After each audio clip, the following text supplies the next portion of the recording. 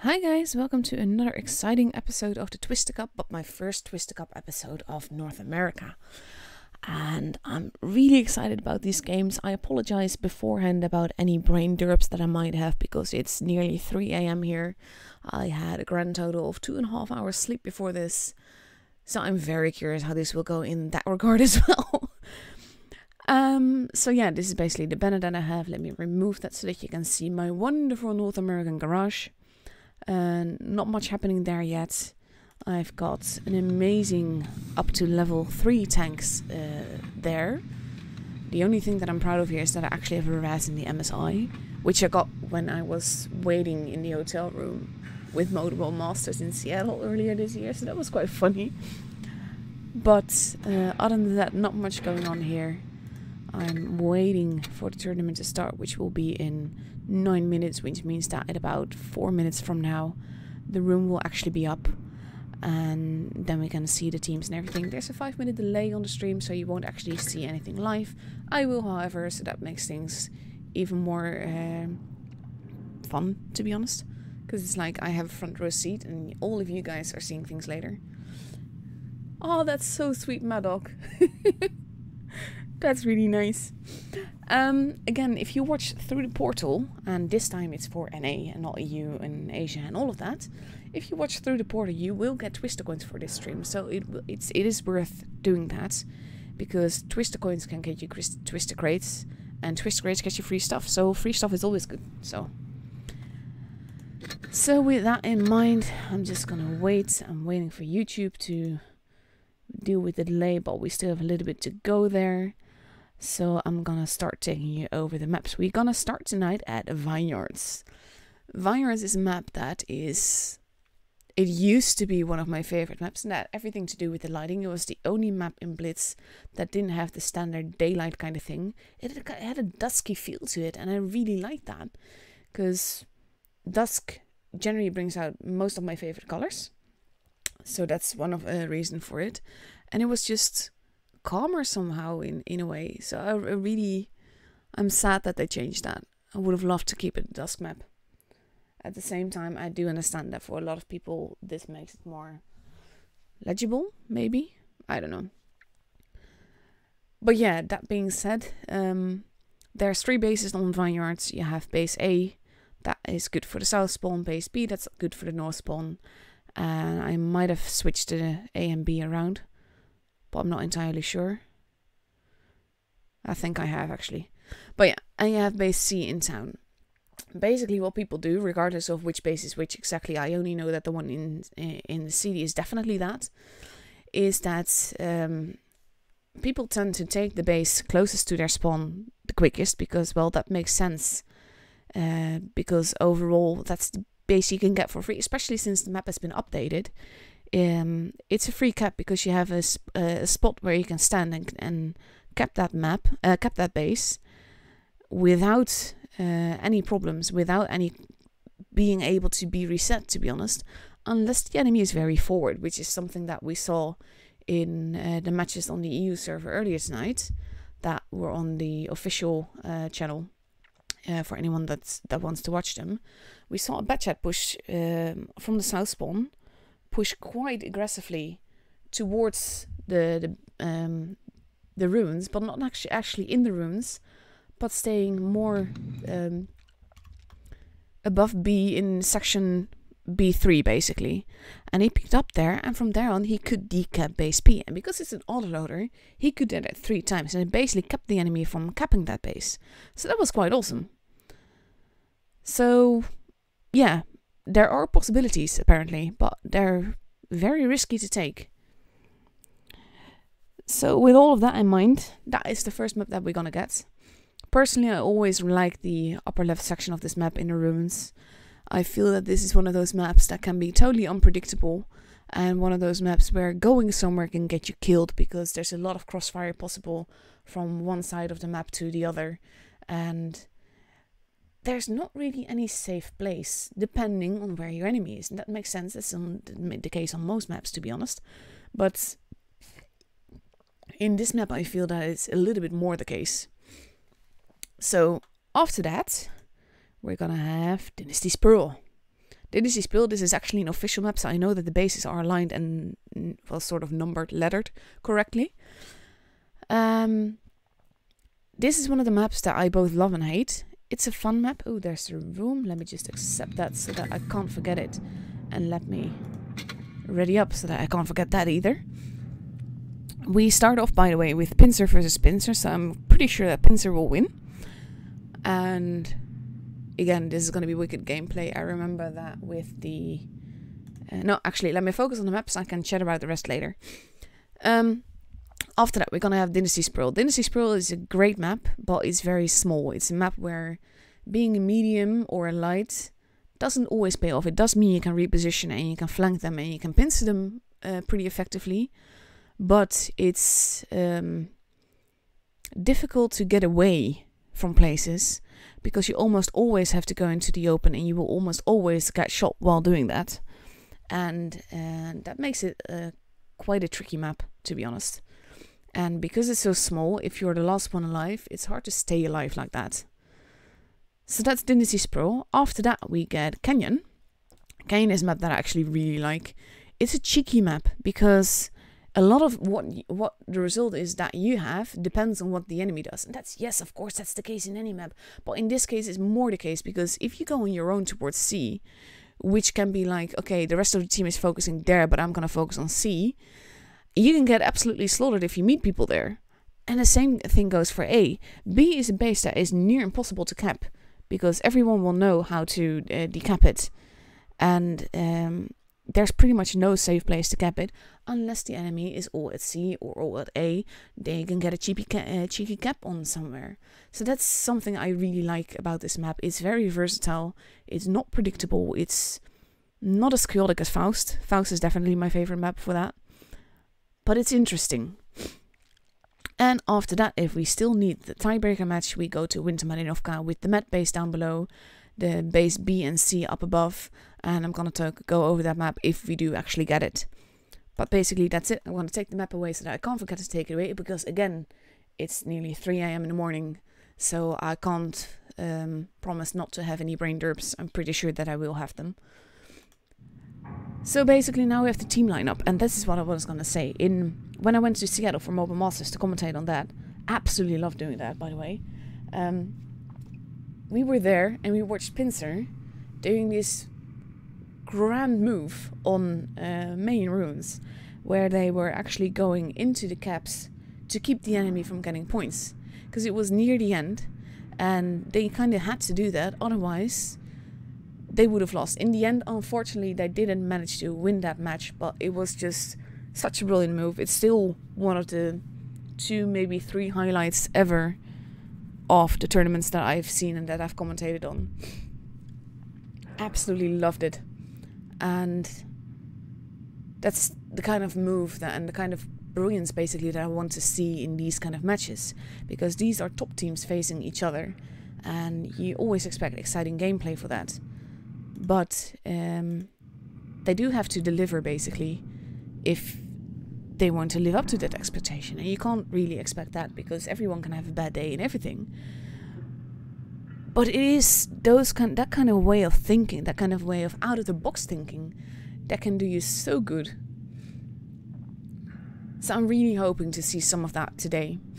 Which, considering the lineup, we might just well see, because on reaction side we see 1, 2, 3, 4 113s, 2 bad chats and a 268, which means that it's a lot of DPM and speed and mobility, because none of these tanks are slow, none of these tanks are heavily armored either.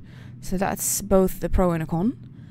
And on the other side we have the grill. We have 2 grills and we have 2 bad chats. We have a 113, an IS-4 and an IS-7. And I love the names. I believe it's Skedaddle, Skedoodle and Skidoodle.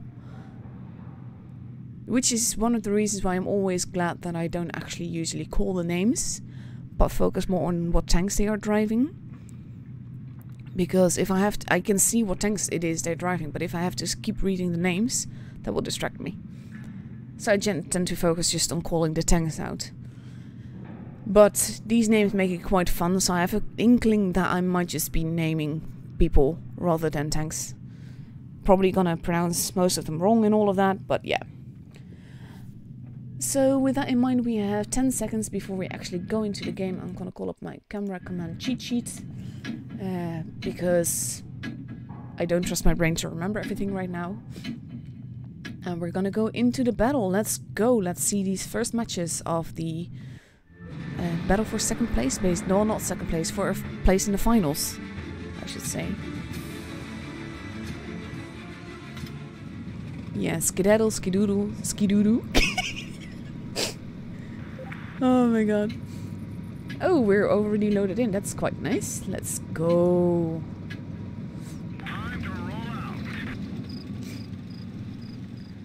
So we see reaction that is focusing again as usual mainly on base A, and the rest of the team seems to be taking up position behind A, whereas we see I want to say Pincer, but it's Malice in this case, because otherwise you have Pincer versus Pincer and Pincer does this and that. Malice is focusing both on base B with a little bit of cover from the IS-7, and they're also capping base C, which is cheeky, but it's a base that reaction is left completely unprotected, whereas reaction is pushing on towards the IS-7 and the Batchat, and they're focusing definitely on the Batchat. And the Batchat is in a lot of trouble there, especially with the DPN, and we see that the rest of Malice is pulling back now to protect that. We have the IS-7 that is getting shots in. We have the Batchats that are now going after the IS-7, and the IS-7 is in a lot of trouble with two Batchats like this. He's not going to survive, and there he goes. And this is a very aggressive push from reaction, and I think that's going to pay off. Even though it's costed them quite a bit of HP as well, they are murdering some of the Malice tanks. So we have the Batchat pulling off, and I don't think that Malice is going to be happy that one of their basically armor tanks is already gone. And not only that, they also miss a gun with that. And we have reaction that is just taking up positions all around. And we have them now capping base B, which is very, very cheeky. And I wonder if they're gonna let him get away with that. Skedaddle just got shot, and he died. Now we have Skidoodle, sorry, that is being focused on. And that's the downside of these grills, because they're mobile and they have good guns, but they're so fragile and can get shot so easily. And right now, Malice is already 2 guns down. They're a base down. And this is not looking great. We have Tommy the 20 that is pushing up behind Skidoodle, and he's actually not even shooting the... And then he dies. He didn't even shoot Skidoodle, he shot Nate. And I think that's very tricky, but now we have the Batchats pushing in on the grill, and the grill is just going to be eaten alive. We have the 268 to finish the job for very little HP, I think. But still, it's worth taking a gun out. We have Skidoodle that is nearly... Well, Skidoodle that is nearly dead. And Skidoodoo that is not really far behind. And this is not looking good for Malice at all. Reaction definitely has this game. Both on the points and the bases, the hit points, everything. Look at the HP difference between the two teams. This is not gonna last long, and I have a feeling that... No, I'm not even sure that they will be able to take out another tank. But it's already won on points. So with that, but now there's been another kill, so we have another 5 seconds. And I don't think... Yeah, there he goes. And they have it on points and on kills. That was a very daring, aggressive push on B like that. But that definitely worked out. Lovely. And just look at the difference. It's nearly... Well, not nearly half the damage, but it's quite much more damage than Malice managed to do. That was wicked. Very nicely done with that push. So I'm gonna ready up before I forget.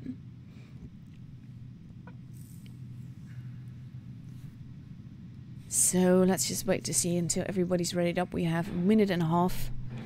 And now currently on Malice's side we see an E3, an AMX 50B, a Batchat, an IS-4, another AMX 50B and 2 113s. And on the other side we see 1, 2, 3, 4. I think they're gonna follow the same lineup that they had.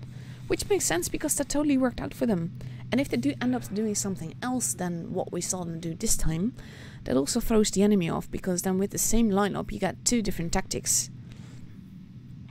So that's gonna be fun to see, to be honest. Because I always like... Ooh, what's happening here?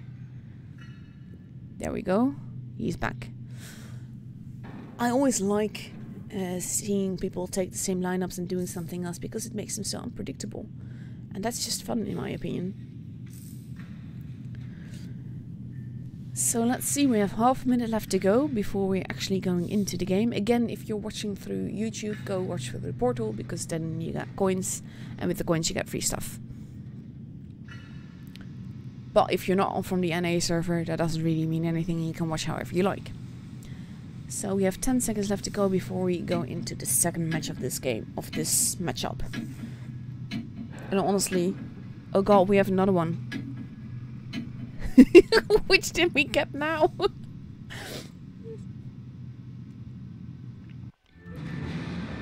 We have Skidoodle, Skidaddle, Skidaddy, and Skidoodoo.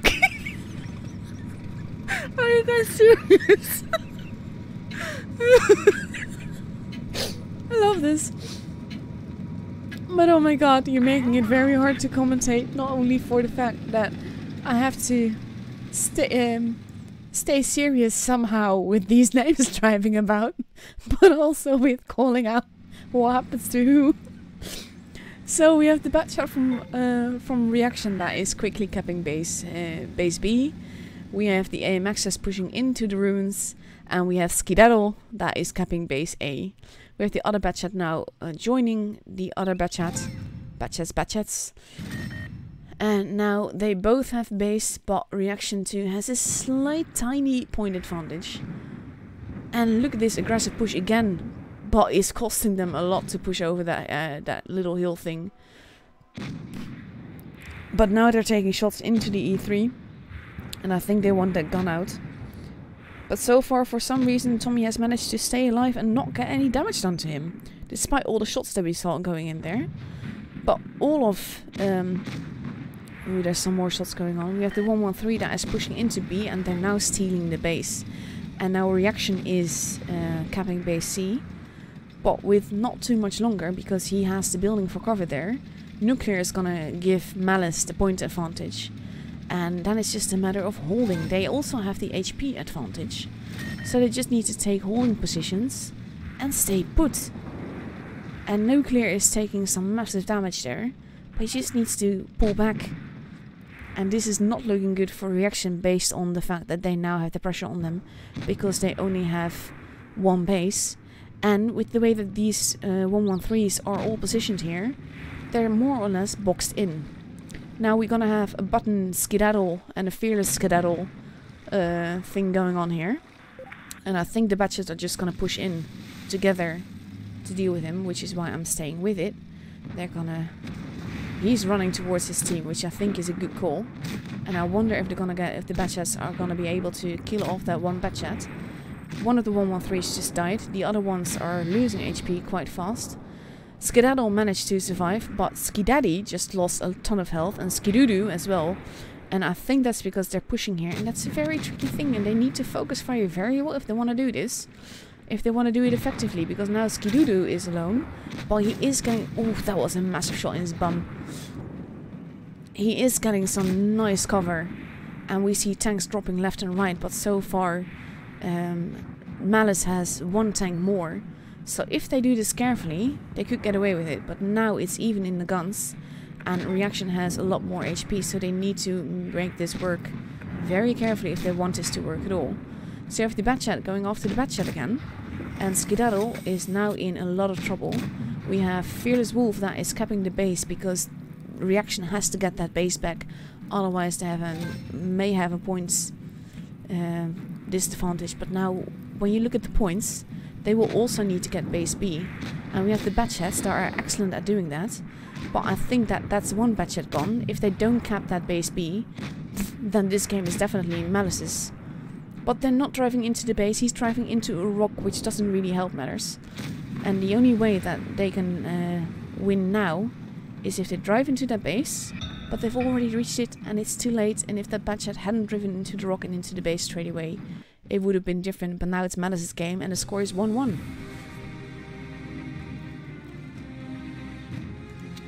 That is awesome. Look at the difference in what damage they did. It's nearly non-existent. Love it. That was wicked. So now we're gonna move from Vineyards to Dynasty Sprawl. As I said, small map. Interesting because it's small. Also difficult and annoying because it's small. Personally, I like the area around C because it's easier to dominate the bases from there than it is from A. Because with A you have the massive staircase thing with the statue going on, and though you can find quite some nice shots from there, it also puts you out in the open all this every time that you take that shot, so that makes it difficult to survive when you're there. But you can decap B from positions behind C and all of that, so that's gonna be interesting. I'm gonna take the map away before I forget, because then you would miss like half the battle literally. And we're gonna look at the lineups. We have on reaction side 2 E3s, 2 IS4s, a 113, a Batchat, and a mouse. On Malice's side we have 1 E3, an IS7, a Foch, a mouse, and 3 113s. The 113 is a tank that is just currently there's just a gluttony of them in these battles, and I always feel that I'm not quite sure that that's a good call, because the rate of fire in it is pretty awesome, but they also have next to no armor, and in these kind of battles a lot of people, when they have the slightest inkling that they might not pen, will use Premo to shoot you, and that means that the very slight advantage that you have in the rate of fire, the very slight armor that you would have would be non-existent. So that's something that I'm like curious about with the choice of this tank, because I do see it a heck lot, but I feel that tanks like the IS4 is more competitive because it tends to bounce more, but it doesn't have the DPM. So yeah, it's a tough choice. So let's go. We're going into the third battle. Up and away, and we're gonna see what they do. We have reaction that is focusing on base, well, all of the bases pretty much. I think the Batchat is gonna maybe cheekily cap base B, because if you can cap base B early and you get away with it, that's awesome. But it's actually going over to base A because no one is there, and he's going back. Actually, he's not even gonna cap it. Meanwhile, we see Malice that is pushing massively on base C side, with quite a bit of armor there, with troll armor, which makes it hard to bounce. And this means that despite the fact that they are capping with 2, that Malice will have a slight point advantage for a little. And now the battle for base B is probably on. And for the point advantage we have the 113 Skedoodle that is in the bush there. We have the mouse that is turning back. That mouse is not going to be happy if he's up against 2 113s and an IS7. But it kind of depends on what Malice intends to do. Do they intend to hold, or do they intend to go further? Because we have the rest of Reaction 2 taking holding positions in the city, but not really doing anything. And I think they're just happily waiting for Malice to make a move. And Malice is like, yeah, we have the point advantage, you come at us. So now we're just having a bit of a stalemate. Tanks have finally been spotted. We have the IS4 over here. We see the IS7 going back to help deal with that. We have the mouse pulling back. Well, as far as the mouse pulls back, that is. And the IS4 is alone, and I don't think that they know this, because then it would definitely be more... actually, with that far into the city, they're not going to push him. We have Katsu that has turned back a little bit again.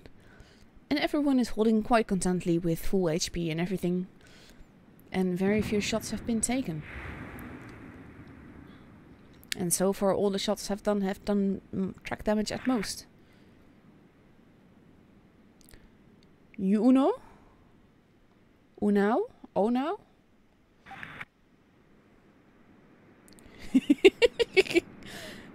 Is he seriously monologuing?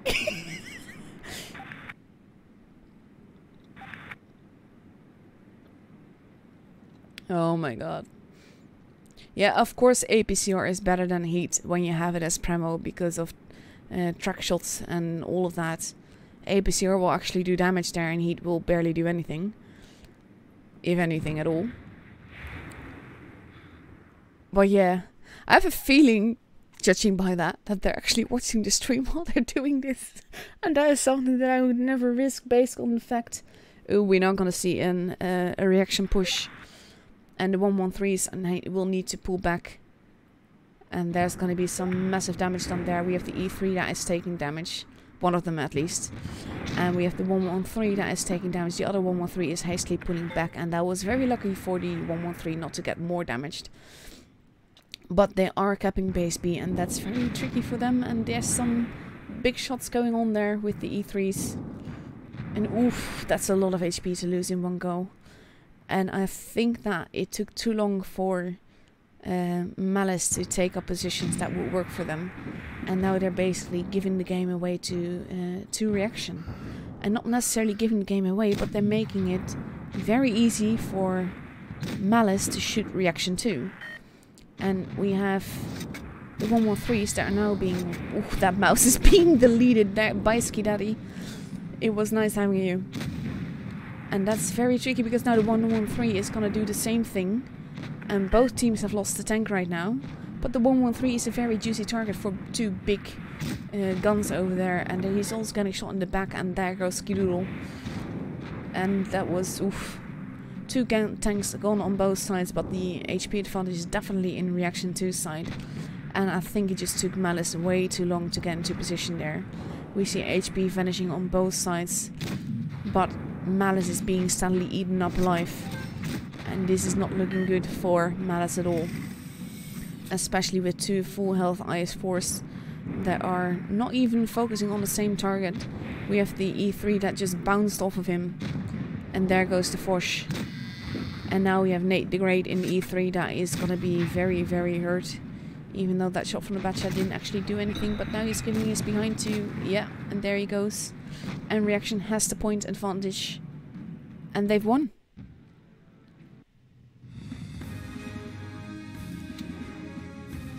In the end, that wrapped up really fast, and Reaction just stole it back from Malice there.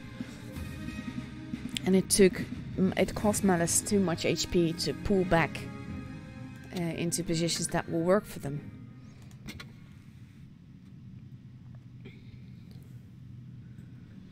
So that was definitely an interesting match. 2-1 now. Gonna be curious to see what's gonna happen next time with the whole fact that so far, well, on the first map they both won a match. On the second map, I'm curious to see if we're gonna see the same thing. So we have 1 minute and 12 seconds left to go before we actually enter the match again. On the Reaction side, we see two E3s, two IS-4s, a 113, a Batchat, and a mouse. And on Pinza's side, we see a 268, a 121B, that's a first. Two AMX-50Bs, an IS-7, and two 113s. And the whole Skiddy crew is there. But I'm curious about the 121B, because that is not one that I've seen a lot. And it's quite a lovely tank. I'm very happy to have it myself. And especially since it's gotten a bit of a buff. But it's not really been deemed a Clan Wars tank at all. So that's definitely, yeah, say it, it's a word I use a lot when I'm commentating on these streams. It's interesting. So I'm very curious to see how that tank will do and if it can actually hold its own.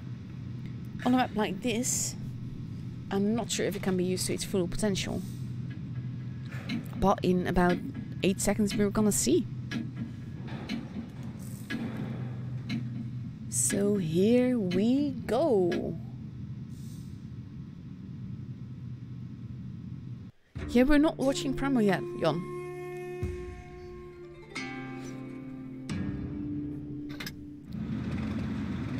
Those names, can't get over that.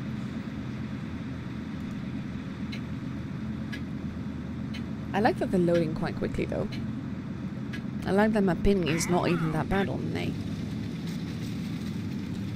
So let's see what happens now. We have the Batchat going on not on its own. Pretty much all of Reaction 2 is now focusing on base C, and that's something else that I like. We see opposite tactics from the first battle. We have the Batchat that is now spotting, and he's gonna get the heck out of there if he wants to leave. He does get a cheeky shot in there though. And we have Malice that is focusing on 2 bases at once. And I wonder if they're gonna get away with capping base B, especially with the E3 that is gonna be up behind an AMX, and I think we're gonna see a massive HE shot there. Let's see. And there he goes. But it cost him quite a lot of health, and now he's being murdered by the AMXs, and it's actually the 268 that ends up killing him off. But one of the AMXs is pretty much no health, and he's gonna be taken out by the Batchat, I have no doubt of that. He's just gonna... there he goes. But they did get that base, and both teams are down a gun. But the HP advantage is slightly in reaction side.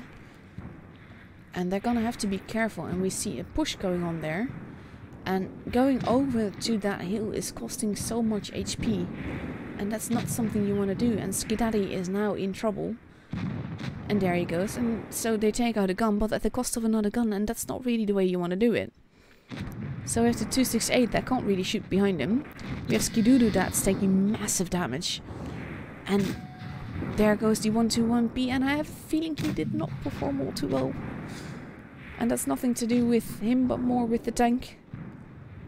We have the IS-4 that is going to be gone, both tanks now gone, but Reaction 2 has a near 2k HP advantage, even though they have no base.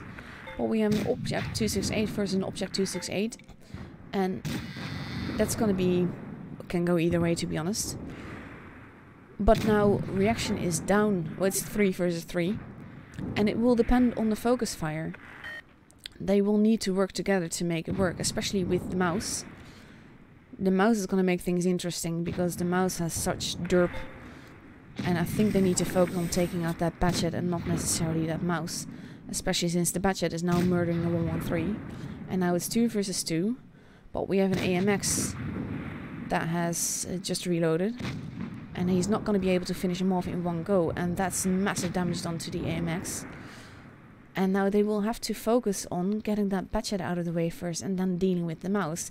This can go either way, especially now that the mouse is pushing the 268. And that's going to be very hard for the 268 to survive, especially when the Batchat gets behind him.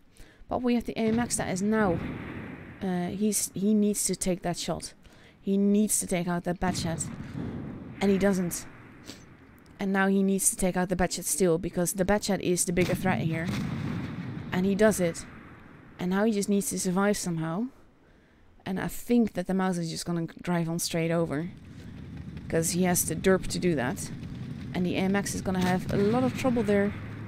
And he's actually started his long reload, and if he hadn't, it might have been a different game.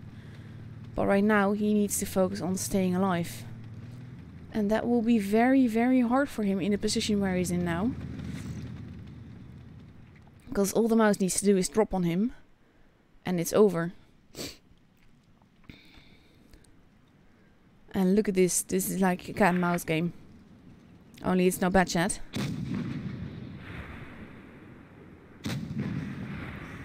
No, don't... Ah! Oh my god. Skedaddle, why? Oof.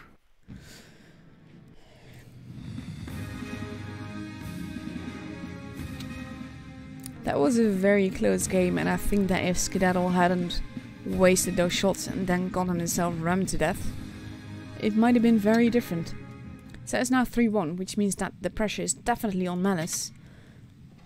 Because if Malice wins, if Reaction 2 wins another game, then Reaction is through and Malice is out.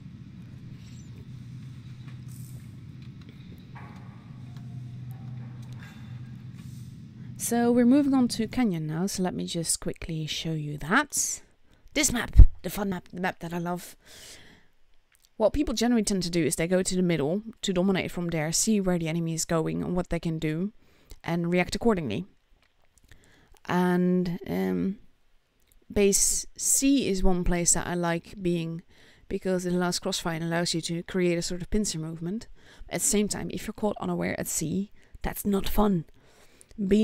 A has sorry, A has more cover like that, so that can definitely work to your advantage. But at the same time, you can get shot from B and from the spawn and everywhere into base A. So let's take off this map before we forget, because it has happened. And we're gonna see the lineups. We have Malice in E3, a Batchat and IS-7 in E5, another IS-7 and two 113s. And we see on the other side, on reaction side, a Leo 1, which is not a tank you see often. You see two IS-4, two 268s, a Batchat and a Chieftain MK6. That's an interesting lineup, to be honest. There is not necessarily the combination of tanks I would expect. Chieftain MK6 so far has not really performed all that well, how much I've seen it in any case. Leo 1 I've not seen at all. And I always feel that there's a bit of a reason for that. But we're gonna see. Same with the E5, it's a tank that I really like. And that is rude. There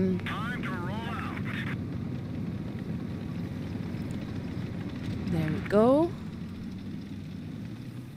And now we see that Malice is pushing towards A and B. And we see that Reaction is pushing towards B and C. So we're gonna see what happens. Yeah, I'm not pretty sure that's good publicity, hun. But that's up to you to decide, apparently. So we have the 113 capping base A, we have base C being capped. We see the first shot going into the Batchats. And basically, that was a bounce on the Batchat. I saw that it went into the air. That was fun. And we have Malice pushing through base B. And now we have the Leo coming back. This is going to be interesting to see what happens, because there's some big guns behind there. And you don't want to be caught unawares with them. We have a lot of people that are spotted in the middle. And we have the 113 nice, and ooh, that was a big shot into the E3 there.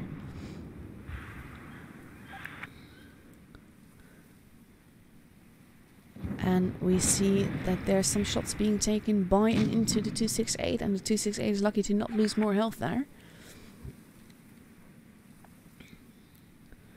And I think that people should generally focus more on the battle than on chatting in the battle. Because whatever it is they're accusing Tianchi of, you can't actually see that here, so yeah. But right now we have Malice just holding. They don't have a point advantage though, so the push will have to come from them. And they will want to take a tank out, but they know that with the campus there they can't really push.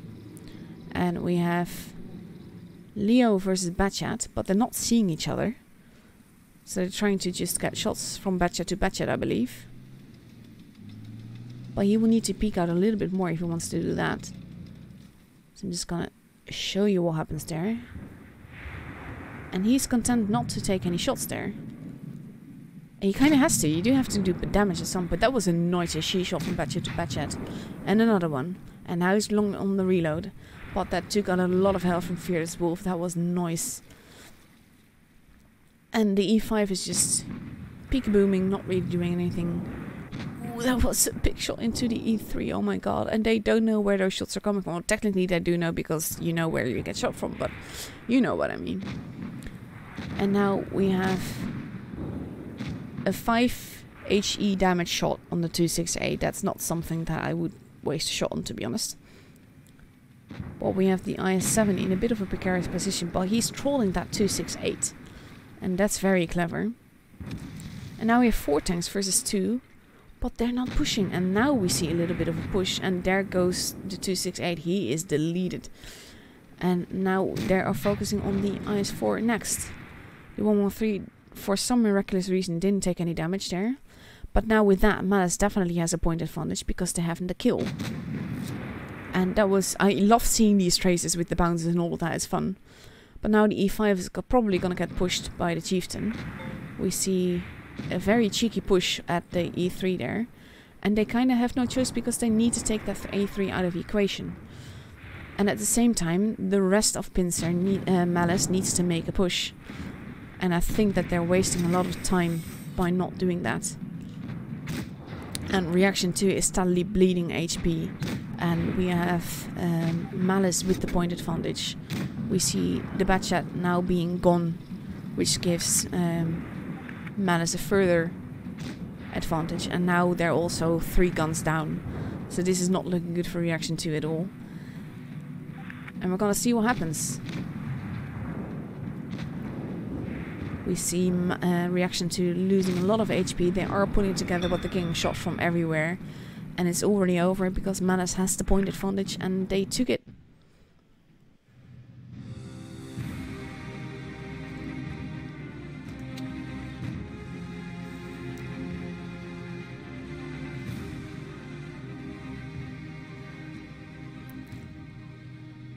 So that was quite an interesting game, mostly to be honest because of that chat, because I think that took a lot of focus away from reaction 2.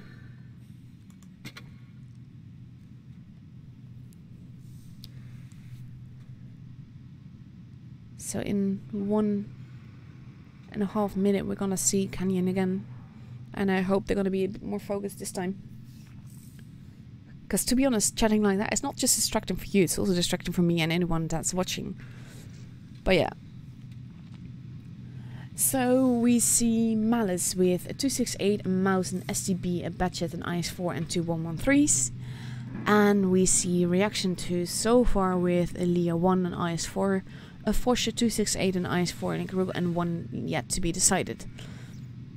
And that's an IS-4. So that's a lot of firepower to have with you, to be honest.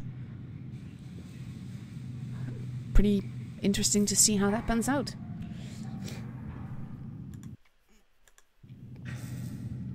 So in 30 seconds about, we're gonna see what happens on this match, and we see some changes being made. Another IS-4 being taken. That's a lot of IS-4s. So we now see 4 IS-4s, a Leo 1, a 268 and a Grill. IS-4 is a pretty awesome tank. Have driven it, don't have it on my main account yet, but it's pretty cool. And in 9 seconds we're gonna see what happens.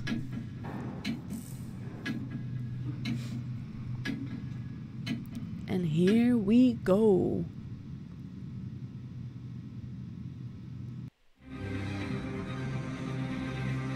Kind of wondering about the different banners, but I don't know the NA banners, to be honest. And they've already loaded in, so here we go. Like that. It's a very quick load in. Oh my god. So we see reaction 2 that is focusing this time on C and pushing on A as well, and probably overlooking base B. You can't leave B unattended. And well, he's very happy. And we have Malice that is pushing on all bases as well, but more in a holding position. And we see that reaction 2 is capping base C. And there's some first shots going into the ones that are going towards base B. And there's a lot of firepower at B right now. But they can't really do much. They can't really overextend. 268 took a big shot there, but he didn't do any damage with it. And we have Malice now with the base, but they have a slight point disadvantage. They do, however, have about half a K HP advantage. But they are losing that. Well, no, actually, that's now 1K. But overall, those are very tricky positions for the IS-4 to be in, especially with the mouse there. And Skidaddy, sorry, isn't even capping base B to cap it. He's capping base B to troll them. And he's getting away with it. Look at the HP just going down like that. That's a very cheeky thing to do, and it definitely worked out. Mouse has been spotted, but the 268 still hasn't. Mouse is getting some big shots in. And that was a massive shot into the IS-4 there. Wow. Loved it. And we see the IS-4 here that is just baiting them. And the way that those IS-4s are there, they are in a lot of trouble. Those are not really great positions for the IS-4 to be in. Especially when you're spotted and you're up there on the hill. And ooh, that Leo is just losing HP now as well. The Batchat is going, well, not necessarily after him, he's doing the big reload. But I think that once he's reloaded, he's gonna do that that push thing. Mouser took some damage, so did the Batchat. But I think that the Batchat is going after Leo with the intention of murdering him, so I'm just gonna take you over there in the hope that we don't miss too much in the beginning in the other side. But the Batchat is actually not stupid. He knows that there's probably a camper at the back. And they are stealing base B, and they are also capping base B. And now one of the IS-4s has just died. The mouse is taking HE damage, but not too much. The Batchat has taken damage. But again, he's also taking the base, so this is definitely working out in Malice's favor. So now the Batchat has got some free shots on the Tommy 20 here in the IS-4. And Tommy 20 is not going to survive for long. And there he goes. He actually points his gun up knowing that it's the end, because getting shot from 3 directions you can't really do much. Now with the Batchat it might be in some trouble, but that's a massive shot into the grill. Not as massive as it could have been with HE. But ooh, that Batchat. Poor Batchat. He's not going to survive this one, I think. But this is already Malice's game, because unless they miraculously die almost instantly a lot, they have the point advantage, they have the points, they win. And now Skedaddle does die, but it's too late. And it doesn't cost them any points because the bell already sounded. And this game again goes to Malice. Malice coming back.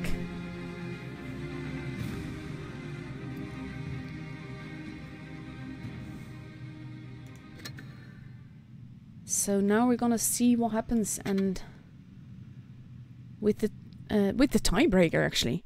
And I said that if we're gonna do that, I'm gonna pull up the map and explain it. You know the map. You've played this game. But yeah, we have base A down below in basically the map area. We have base B in the middle and base C up above. Generally speaking, base B and base C are easier to hold together, but if you have base B, it's hard to steal it. And same likewise with C, because there's a lot of crossfire possible, and the only one that is not necessarily in crossfire position is base A. And the trick with base A is that it's so far removed from the rest. You need to make a big push to get from base A to base B or base C. And if you focus on A too much, you give the enemy B and C. So that's tricky, but it can be a free base to get, to be honest. So with 35... Okay, I had no idea what happened there. 30 seconds to go. I'm gonna read the lineups. We have reaction 2 in an E3, 3 IS-4s, a 1A3, a Batchat and a mouse. So that's a lot of firepower and quite a bit of armor.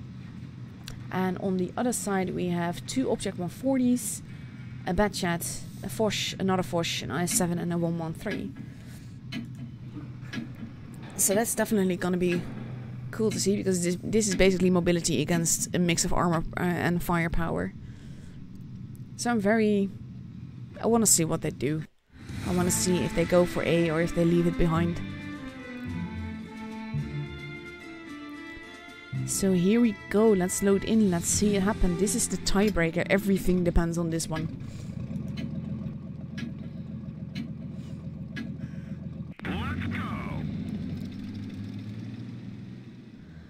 So we see reaction mainly focusing on B and C.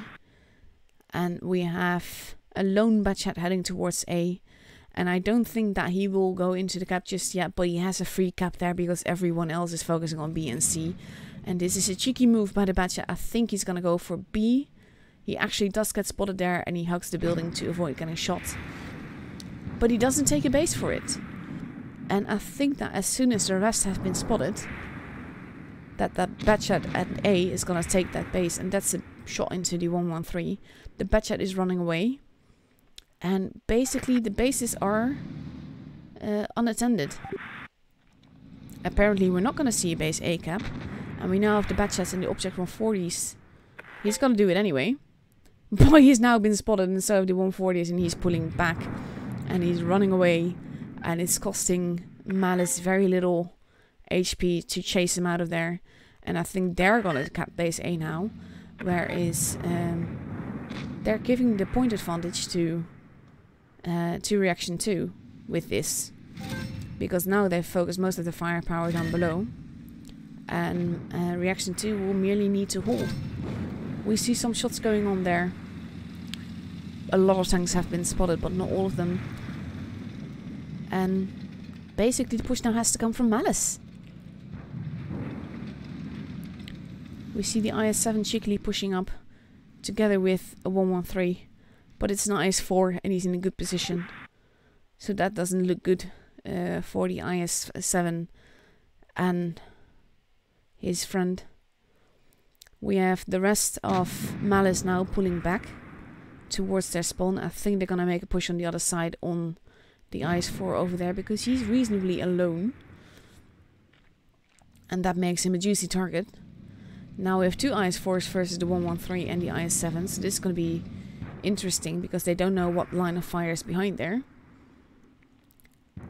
But overall now the IS-4 is being pushed. We have the Batchat and the Object 140 pulling in, pushing in. And ooh, that 113 just took a massive shot there. And we see two pushes going on from two sides. But they will need to focus. Ooh, that was massive damage done to the IS-4 there. They will need to focus fire very well if they want to make this work. They are stealing base C, they kind of have to. And they probably need to steal base B as well. We have the E3 that is taking up a position behind the mouse to help him. But the mouse is steadily getting shot a lot. And this is not looking good for a reaction. Even though they have the HP advantage, they no longer have the base advantage. And they don't... They're soon to not have a gun advantage either. So now they're going to be stealing base B. And they're going to focus on that E3 there. The E3 is probably... He's not going to get deleted because it's an E3. But he's going to get massive damage done to him. And he manages to bounce. And that was a big ass massive shot into the force there. But he's still alive somehow. And now Malice has all three bases. And it's a matter of staying alive. They don't have the HP advantage. But they have... Ooh, big shot into the E3 there. They have the gun advantage. Or they had the gun advantage. And they will need to be very careful not to give it away now. Tanks are being deleted left and right. It's 4-3 now. But if they stay alive long enough... And now it's 3-3. But the Batchat is losing HP. And he's nearly that 27 HP left. But if he stays alive... If he manages to do that... And we have the... Ooh, this is a very tricky gameplay. You don't want to have a Death Star in front of you. The Death Star needs to take out the gun. But he... Ooh, there he goes. And now it's 3-4-2. But that 113 is... the 1A3 is gonna die. But I'm very curious to see if the... And there he goes, the 1A3 dies. And with that, Malice has the game and manages through to the finals. Oof.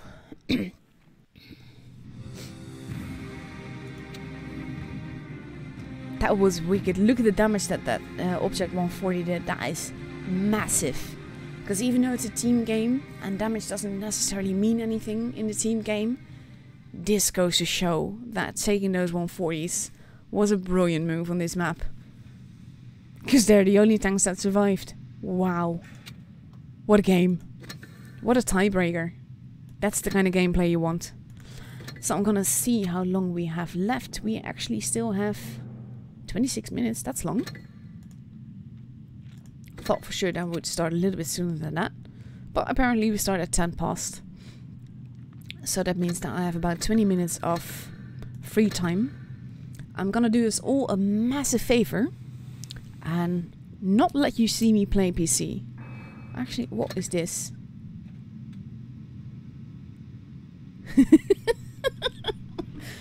Oh my god. This is just no. Wargaming what? I always find the close camera angles tricky, because when you do that you miss like half the battle. So I try to focus on seeing as much of the battle that I can, basically, and just call out everything. So that's basically why I don't do that. But yeah, we have quite a bit of time, so I'm gonna be showing you some replays that I've not yet watched myself, so I hope that they won't disappoint. Let's see. Well, that doesn't help. Okay, I have this one. Let's see this one then.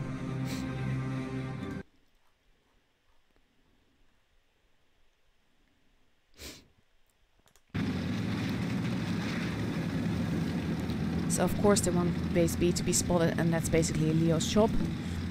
Or at least it's medium's job, and he's the only medium, so it's kind of his job. But this is a position that I really like. Overall, you can get that shot was not aimed at all, so it didn't do anything.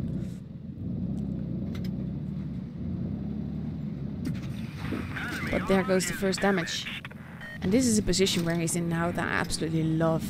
It's such a nice position. It's such a troll position as well, and I think that if he aimed a little bit more, he would be doing better. He does have a nice tracky shot on the IS-8 there though. And when you're shooting, we have the chance to either shoot an IS-8 or an IS-7. Basically always go for the IS-8. Because that's a much juicier target and you're a lot more likely to do the damage, and in this case make the kill, because now you have to kill him. And there he goes.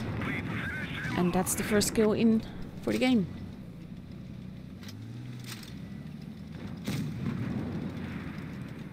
And I wonder if he's gonna steal base B now, because he kinda has to. We have a very cheeky pattern here. And no, don't go down, this is always tricky. Why would you leave your awesome position when you can get shots in from there just as easily and risk getting shot a lot? You don't need a circular pattern, you need to circle other things, and you're basically making yourself a target now. And the STI is not going to hide that much longer anyway. It's a random game, you have cannon fodder, you don't have teammates.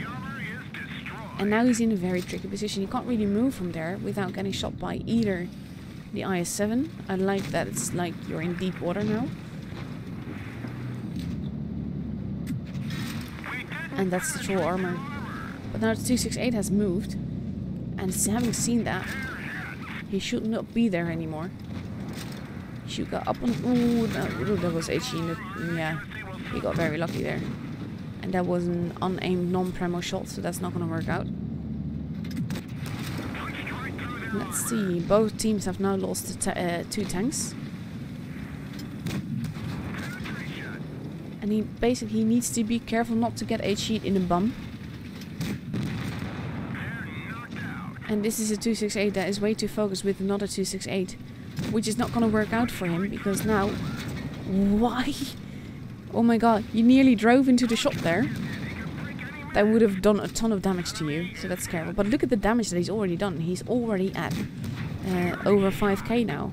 So that's pretty massive. And I think he's gonna get this kill as well, which will also get him a top gun. So that's absolutely lovely.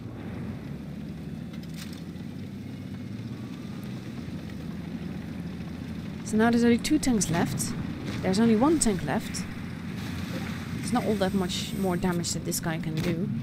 Especially when you don't look where you're shooting and it's an IS-7, which generally means that it's a good idea to look. But now he has exactly 6k damage. So that is wicked. And with 6.3k damage, that is a massive game to do. Ah. Salty tears for the IS-7. So that's a nice ace. I do think he could benefit a bit more from aiming, but that was lovely.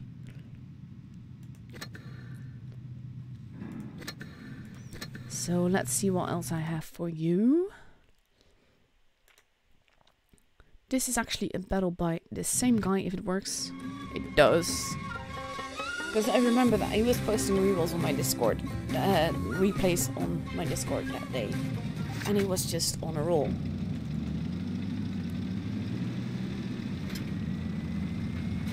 So now he's in the Leo. The Leo is a tank that I have a love and hate relationship with. I've only driven it on the press account so far, so I don't have it on my main.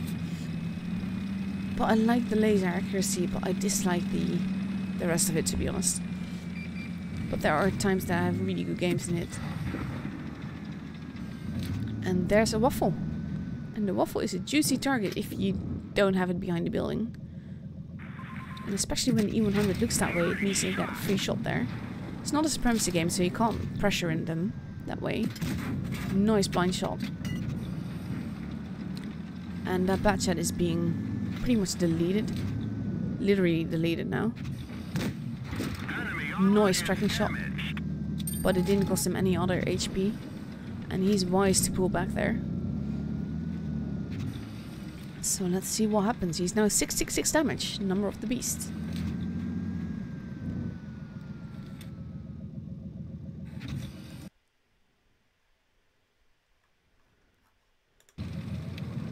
So now they're trying to troll cap the base. The other Leo is not in any... There's a nice A1 shot. That's a very bad position to go in, to be honest, when you're there behind the buildings and you just peek out too far. But he will need to make a move somehow, the Leo, because he's staying... For me, this is staying in one position too long.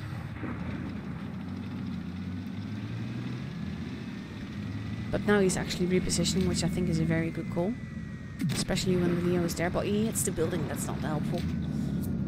And we have the T62A there. Look, that's nice track. Oh my god, that assisted damage is gonna be awesome. And now some nice damage into the Leo over there. If you pull back between buildings, then you're still gonna get shot. And Leo is now pushing in. E100 is giving him the evil eye. But he's gonna help the IS-4 here. And with no one being spotted in and around, he's in a pretty safe position right now. But he's taking good care not to get shot by the waffle in the back. And I think that's very good of him. Because otherwise he wouldn't get shot a lot. But he also needs to be careful not to get himself pincered into place there. I don't know who was shooting HA at the IS-4. But the E100 is nearly gone now. There he goes. With an ammo rack. Okay. And now our guy in the Leo has already done 4k damage, which is lovely in tier 10 to begin with. And we have a juicy waffle, which he misses the shot because it wasn't aimed at all. But there's some nice HG, and that gives him the time to aim, and that's another 400 damage done. So we got 4.7 now. 5.1. That's nice, that's going up quite quickly. At this point, I wouldn't have bothered with HE because it would have been a one-shot anyway.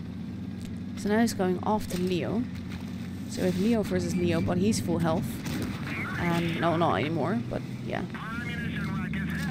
If you were to shoot HE now, it could potentially kill him off. How? I'm not sure how that missed. But he's lucky there to 5.8k damage. It's going up. 5.6, but there's only one guy left. And that's a waffle. At the same time, this Leo is now a one-shot for the waffle. So let's see what happens. Where he goes, what? He does have some nice assisted damage as well, I believe. But he's the only fast tank. There's the waffle. The waffle just killed. The 1A3 wants him to hold position. And the Leo is like, nope. Well, he says yes, but I think he's not going to do it.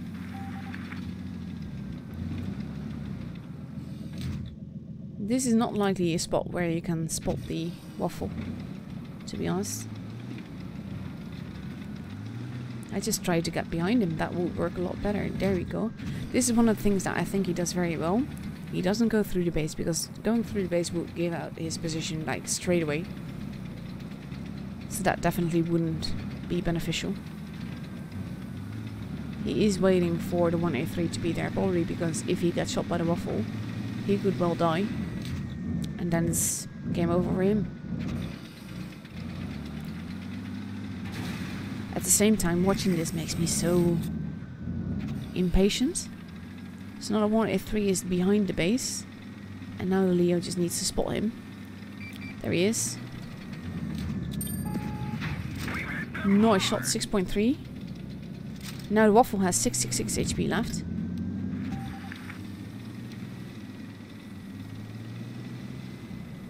And very curious to see what he's gonna do now, because I would have cheekily gotten behind him. But he can't really do much right now. But there's the 183 making a push. And the 103 is gonna die now, I think. My guess.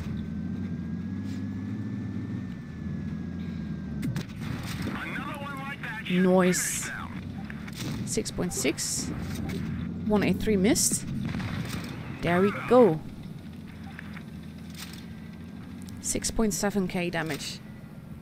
Potentially more. Because he had that blind shot in the E100. 7k damage. Wicked.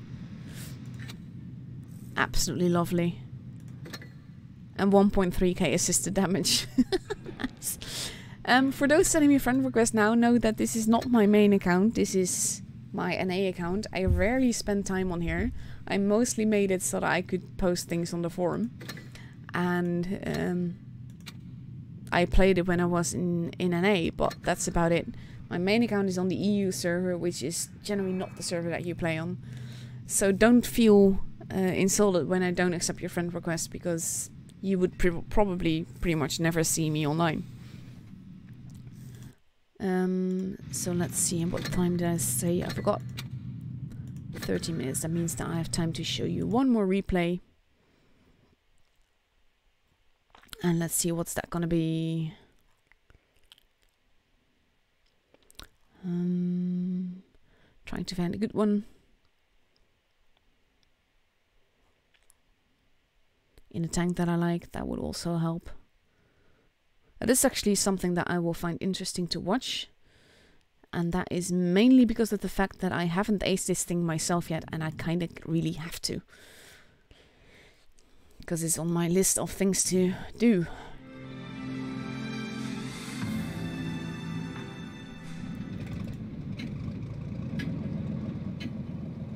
I don't even really like this tank. That's actually, it's statistics I believe that I haven't aced. I have aced this one. This was the first line that I went down. So this is the line on my account that has the biggest noob stats. And it will take quite some time to fix them.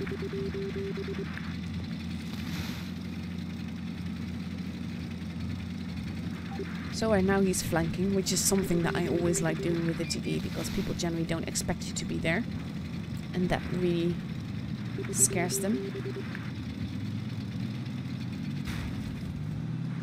Don't block your teammates, so that's not nice. They're not really seeing anyone that they can shoot at. There we go, that's one. Well, he misses. That doesn't help.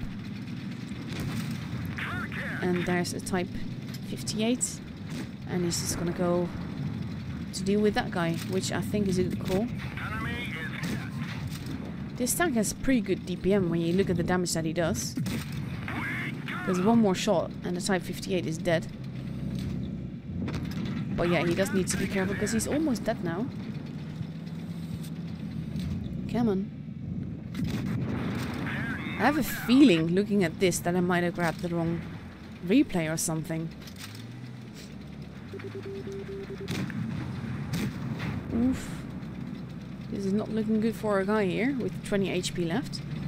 But when the guy does this, that definitely helps. 1.2k damage so far. Let's see where he goes, what he does, because it's... Enemy is 2 guns down, but there's still 5 enemies left. And he only... Oh, yeah. But he only has 20 HP left. So that's definitely going to be interesting to see. This is one of the things that I like about the replays.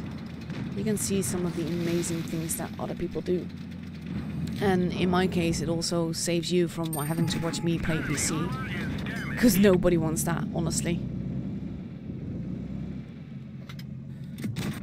Ooh, that was an expensive miss, possibly. But the IS actually misses, and that's good luck for our guy. This is gonna be tricky, though. Oof. That's not a shot we want to miss in this situation, especially when you only have 20 HP left. But he kinda has to push in now.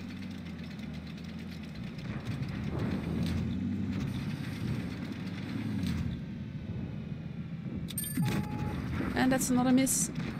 Oof. And there goes another teammate. And where did the KV2 go? That's the dangerous part.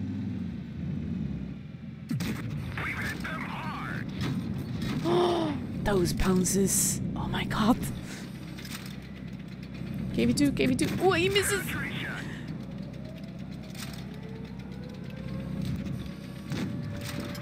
And there goes the KV2, and that makes it a lot more relaxed. Even though the guy has still only 20 HP. Another bounce! Oh my god!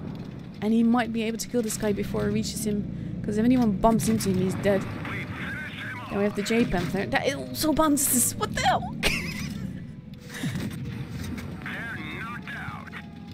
No Kodo battle, but it might as well have been. IS-3 just took a shot.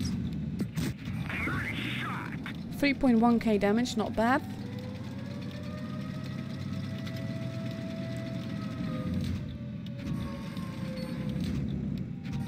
Come on, IS, pull back just a little bit. He's just waiting there. Turning now. And he's ready. There he goes. Nice shot by his teammate. But they're both one-shots, so this can go either way. And basically what you want to know is where the guy is. And they're being very good at going down and not dying because of it.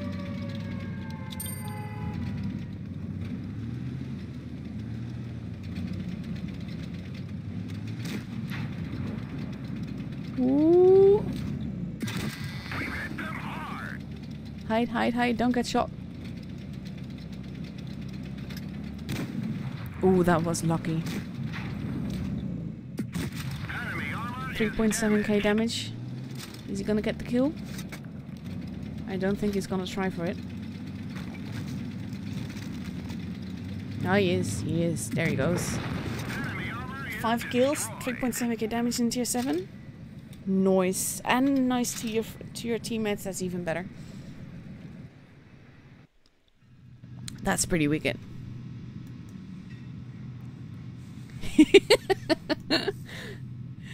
Okay then. Yeah, that was lovely teamwork. Very well done by his teammate as well. Which looks to be a press account, by the way, because no victories, no average damage, no total battles at all.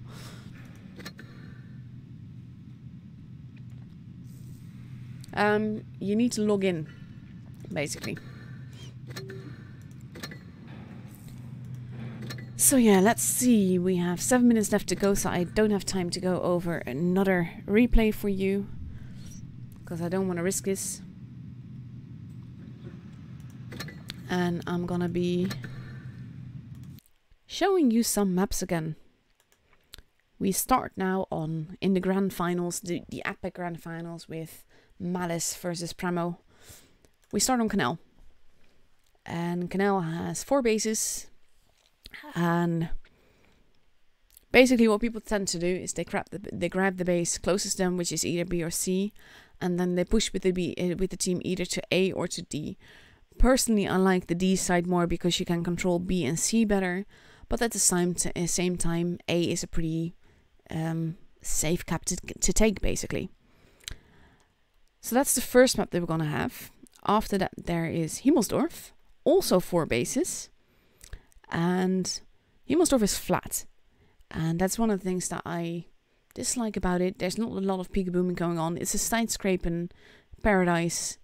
And it basically means that you can use a lot of heavies and a lot of super heavies on this map and get away with it. Because even though they will be slow as heck, they might be able to hold the bases based on their armor and side-scraping and all of that. So that on its own is fun and interesting. For me personally, I prefer right now the faster tanks. And those don't hold pretty much any sway on this map. They can cap the bases, but if you hold the bases with the super heavies, that's not gonna help. So after that, we get Yamato Harbor. Yamata Harbor has 3 bases. A city side that is flat, but with... Well, it's not actually flat. There are ramps and there's a ship in the middle and all of that. And there's a rubby ducky in the water. But it's a tricky map because those 2 halves are so different. There's the room. Let me just grab that. I wonder what HPN is. I like that we're like the only ones in the room right now. We're missing like the players.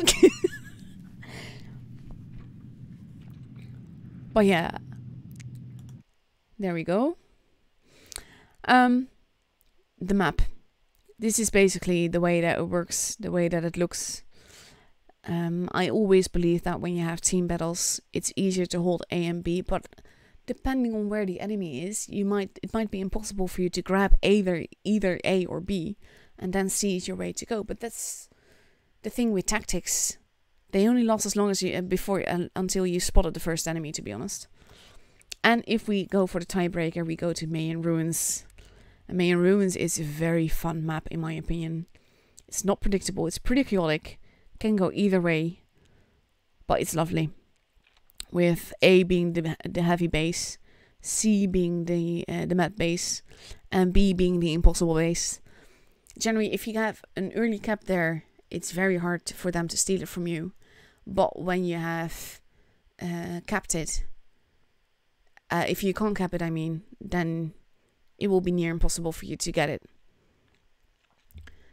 Because it's a very open base, and the only way that you can get it is if they all go C and you have a lot of fire support from base A. But people don't tend to do that when it's clan wars like this. So I'm going to take off the map. I'm going to focus a little bit on Canal again to show you that, because that's the map that we start on. And we're going to see what they're going to do, because you can dominate A and B from the same side. You can C and D. It's just... You can go in so many directions with this map. And that's one of the things I love about it. It's one of the bigger maps. So there's lots of positioning. There's lots of possibilities. Lots of bases, obviously. And once you have the bases, it's hard to take them away from you. Especially in team battles like this. Because people tend to overlook those bases. And that means that you can't just steal them from them. But with A, that's difficult because it's a hidden base. D, you need to peek out quite far to take shots into it. And so, yeah, it's tricky. There's also very set camper positions in these maps. And that's one of the things I hate about it, because I don't like campers. I don't feel they're useful. But in clan wars, if you have an effective camper, it can make all the difference. So with that, we are going into the game. We have a lineup on Mattis' side of 2 grills, 3 Batchats and 2 IS-7s. That's a very cheeky lineup, I believe. Lots of firepower, lots of speed, a little bit of armor to top it off. Primo hasn't actually readied up yet, so we don't know exactly yet what they're gonna do. In the meantime, I'm gonna take a sip of my drink because my throat is getting itchy from talking all this much.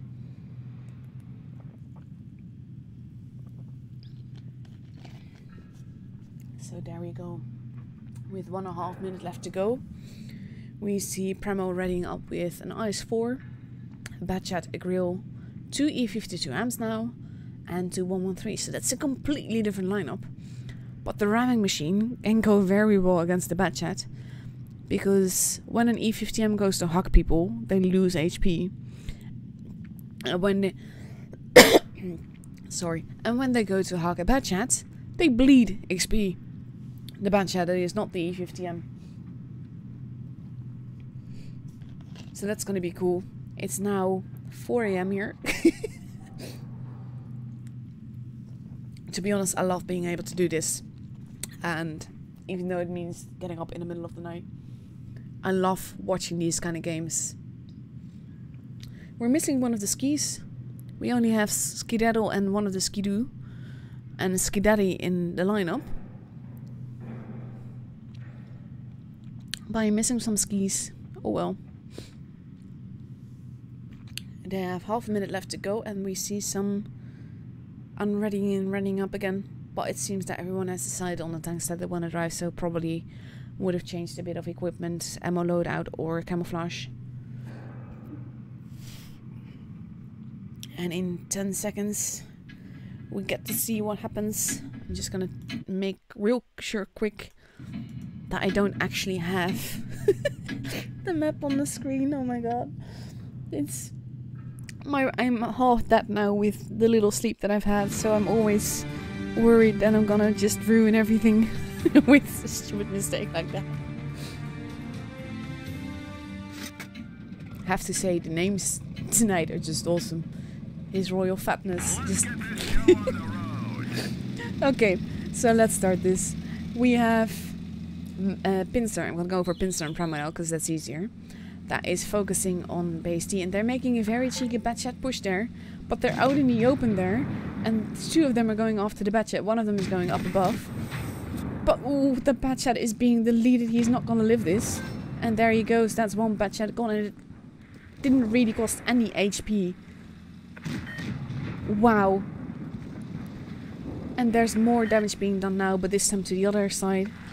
And we see base C being capped, base D is being capped. My Pramo now. Oh, oof. Wow. And we have Skedaddle that is overlooking base B, so they can't cap that, but no one is actually there. And right now we see that Malice is also grabbing base A, and that will give them a point advantage. We have Skidoodle that is now going not exactly into base B, but he's gonna see who's there. And with the grill behind there, I don't think he's actually gonna cap that. He doesn't know the grill's behind there, but they can guess. And in the meantime, Pramo's pushing on towards the other side. And we see that that's some quite interesting position by the Batchat. In the middle over here. But they're taking some interesting positions, and basically they need to hold, because they have the point advantage now. They have a gun advantage, but they need to make sure that Pramo doesn't steal that point advantage. So they need to reset the base, and that was a big hit into the IS-7 there. And now Pramo has stolen the base, and that shot just came a little bit too late. We have Skidoodle that is now going into base B because they need to get their base back. But that is costing him a lot of health. That was a very cheeky shot by the gorilla over there. And they can't cap base B. And that definitely puts the pressure on Malice now. Even though they're gone ahead. They're not HP ahead. And basically Pramo now just has to wait and watch. Yeah, they know that there's a grill there.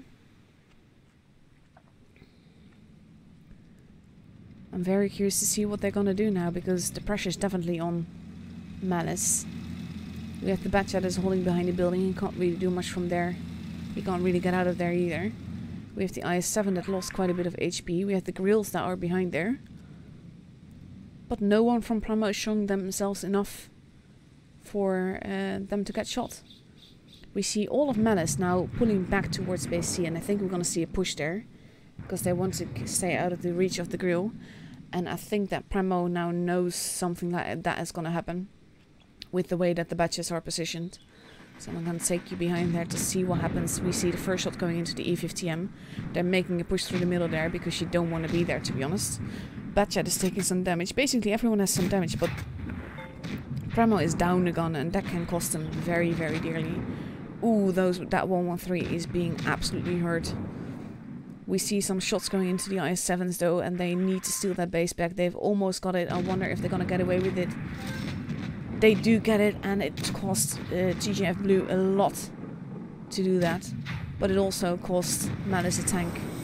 And now we have the other IS-7 that is in a lot of trouble. But look at the positioning where they are. There's tanks falling left and right. But Malice has a gun more still. And, well, they had a gun more still. Now it's pretty even. And Pramo stole the base back. And this is basically all about the bases. And that grill is not going to last long. That grill is going to get destroyed any moment now. Unless for some miraculous reason the IS-4 doesn't make that. He decides to kill the Batchat instead. That works too.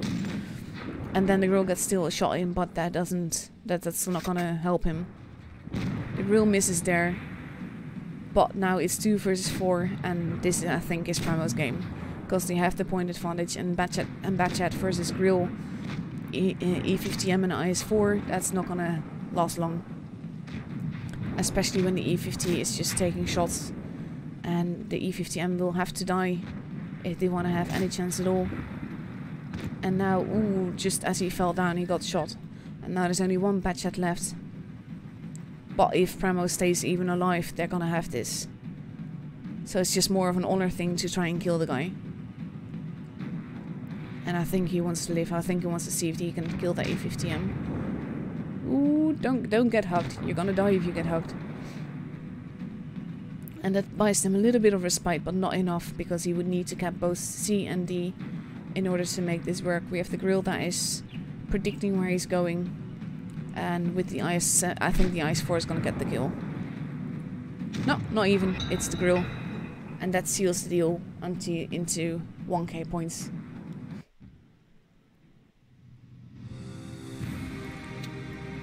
That was an exciting game. It looked for a long time that it was going to go into Pincer's direction. Until they made that push. It went wrong with the push.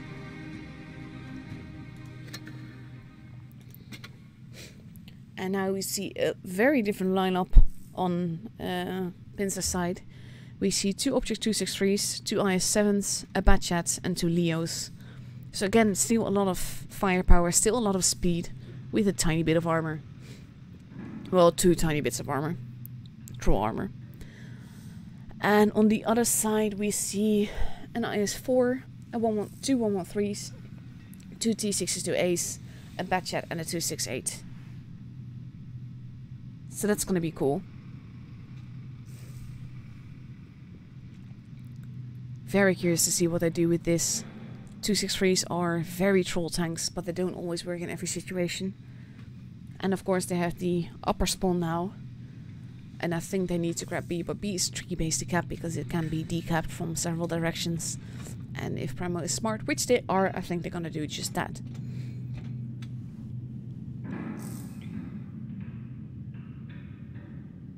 I only mentioned his name once and I didn't say that, Dom.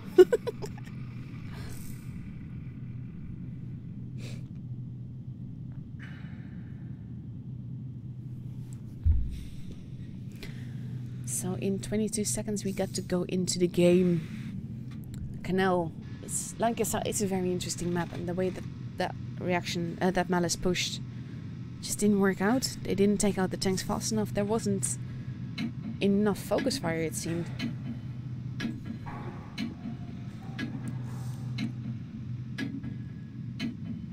And here we go.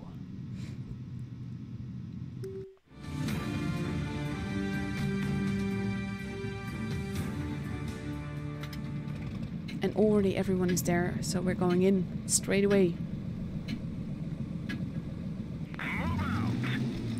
And we see the Leos and the Batchat turning as one, and they are not going to be focusing on D at all. And I think they're going to grab A, which makes sense with the 263s and everything. Where we have Primo going a bit of every direction. And the IS-7s just went down there. And they do take damage. But they've not taken the base. Now the Leo and the Batchat are quickly grabbing B. They have no choice, they have to do this. Otherwise they're not going to be able to get it later. And I think they're also going to grab A by the looks of it. There we go. And with that being capped, the Leo and the Batchat are leaving it. And the IS-7 is in a very precarious position where he is. But he does have the troll armor, so he might get just away with it. But it does cost him a little bit. And that's because he angled onto the ramp there. And he's lost a lot of HP just retreating from there. And he's getting a shot, but he's not even doing damage with that. No one of there has been spotted. He's been spotted again now, but he's pulling back. And now both teams have 2 bases, but Malice has a slight point advantage. But they are missing quite a bit of HP now. With the IS-7 that lost so much already. So the IS-4 in a very tricky position there. That's not a position I prefer to be in. We see some blind shots being taken into potential camping positions. But there's not actually anyone there. The 263 is taking a very precarious position. But is a position where you can see a lot from. He just needs to wait until someone is spotted. And the other 263 is mirroring that position basically on the other side of the hill. And that can work out really well for them if they only had enemies to spot. But they don't. No one is spotted. Except for Amorax just now, but he's unspotted now. So with this is being very... bit of a stalemate, to be honest. But the push will have to come from Premo because they have the pointed advantage. At the same time, with the IS-7 already down to 777 health, that means that with 2 or 3 shots, now the Leos have been spotted. The 263 has not been spotted, but he does pull back. And we see Premo making a push there. And I think the IS-7 and the Leo will have to take out that lone IS-4, but they don't know that he's lone yet. Now they should though, they only don't know where the 268 is. And the 268 is probably going to be focusing on that IS-7. The IS-7 needs to be careful. With the Leo, that is some... Ooh, there's some damage going on there. We have Amorax being focused on because he has low HP. With the other IS-7 that is nearly HP-less now. And the IS-7 is pushing, he's turning around. And the Leo is taking out that IS-4. And they need to take out that gun. They need to save their IS-7. And there goes the IS-4. And his Royal Fat Nuss is very low on HP as well. But we see a lot of shots going on now. Second Primo tank taken out.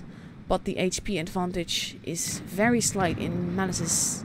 Was very slight in Malice's. But it is basically going either which way. And Primo is...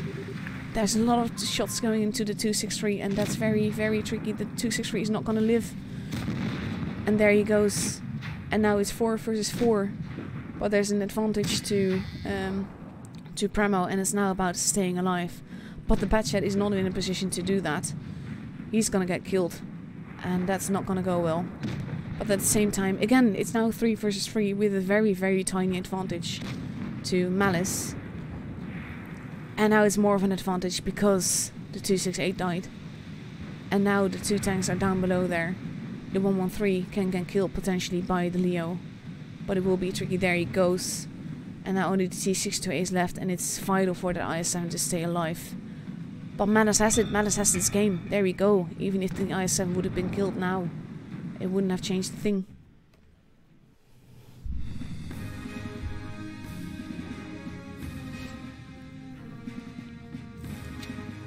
So that was definitely exciting. Again, it went wrong with the push, but this time it was the other way around. Damage is nearly alike. Love that. There's a lot of delay because we don't want people to see the lineup. So now it's 1-1 for the grand finals for the NA server. And we see on Malice's side E50M, Foch, Batchat, IS-7, E3, Mouse and a 113. So that's 7 completely different tanks. And on the other side we see 4 IS-4s, a T62A, an E3 and a 268.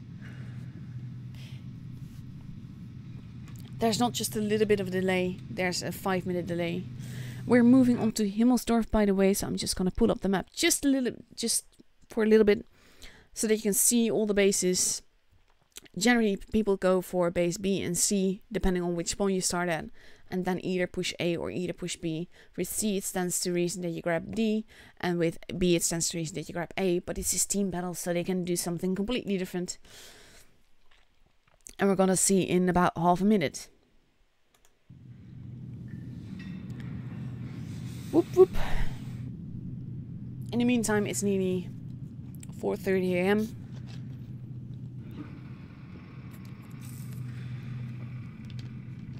But I'm still alive.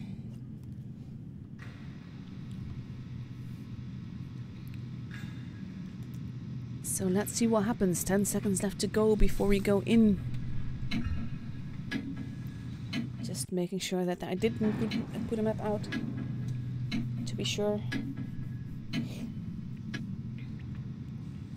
And here we go.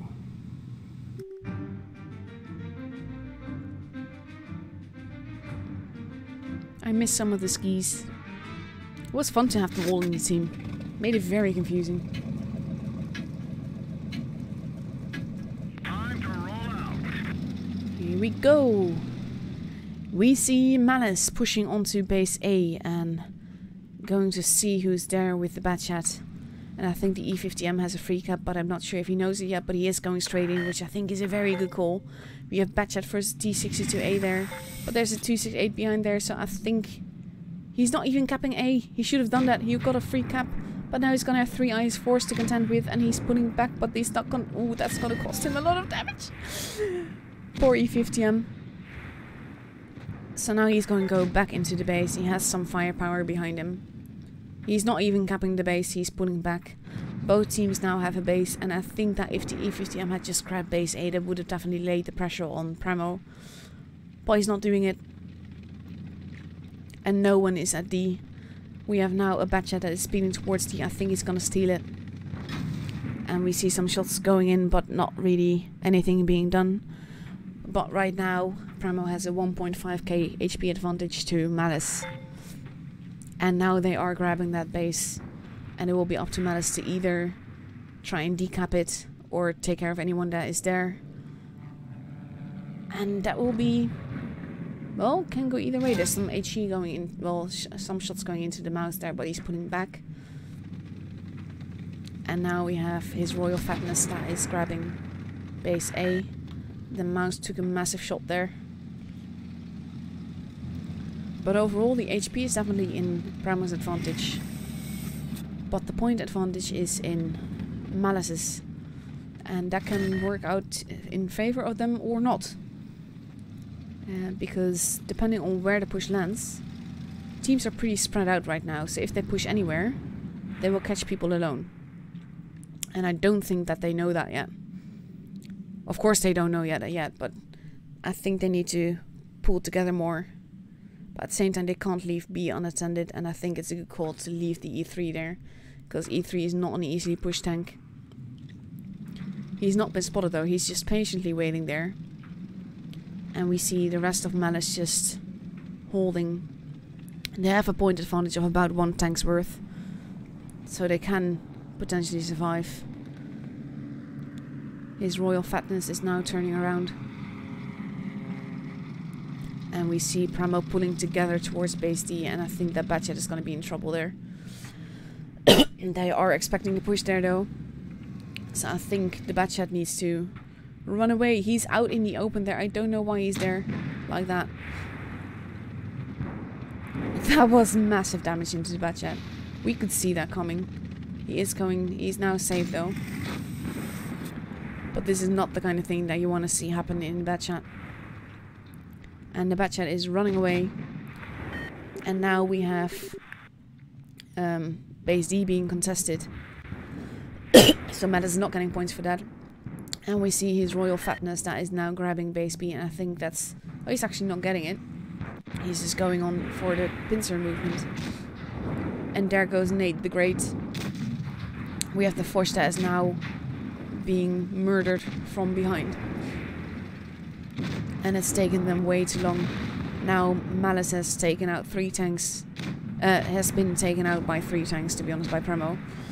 And they only took out 1 from Premo, so this is not looking good for Malice at all. And now it's 5 versus 3. And that's not looking good. 5 versus 2. This is not looking good for Malice at all. This is just... This 113 is not going to be able to deal with the 113, and there he goes. And with that, they have the points, and they have the kills. And that's the end of this game.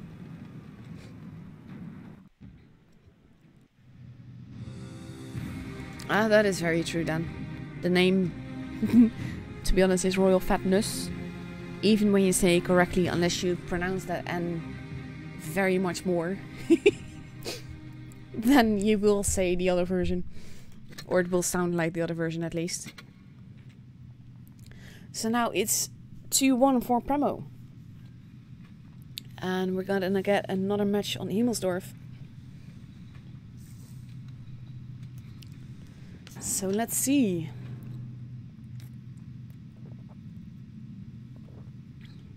My throat is being a bit itchy.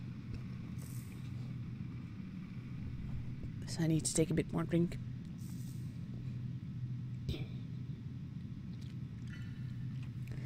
So with 1 minute left, we see Malice taking a T52, T53, T57 heavies. It's like the Spanish Inquisition.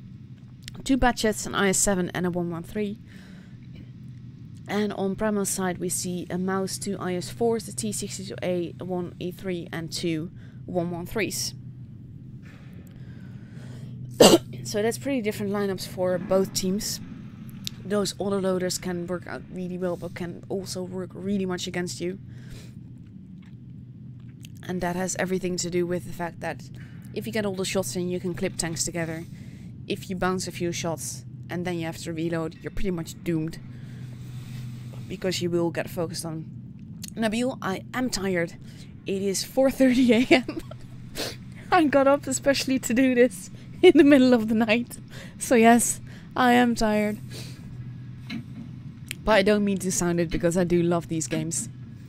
And in 5 seconds we get to see the 4th match of the grand finals of the NA online final Twister Cup thing. Dun dun dun dun.